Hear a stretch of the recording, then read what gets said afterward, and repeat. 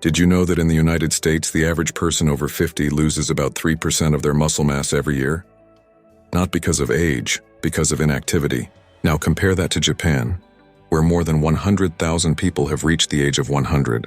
Many older adults there still walk to the market, climb stairs without holding the railing, and live independently well into their 80s and 90s.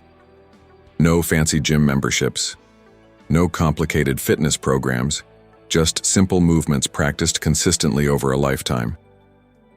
Let's look at two of them. First, Shikodachi, also known as the sumo stance. Stand with your feet wider than shoulder width apart and turn your toes outward.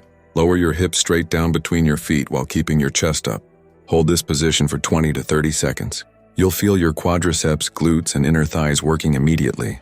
These are the muscles that help you stand up from a chair, climb stairs, and stay mobile as you age.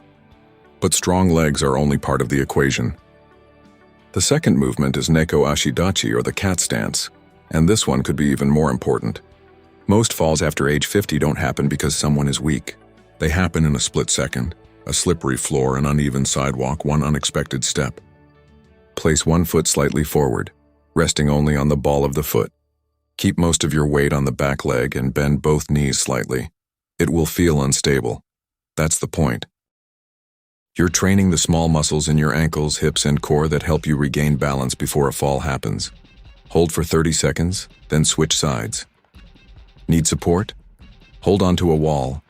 There's no shame in starting where you are. The important thing is to start. A few minutes a day can help you build strength, balance, and confidence for years to come. Follow for more simple exercises that help you stay strong, steady, and independent at any age.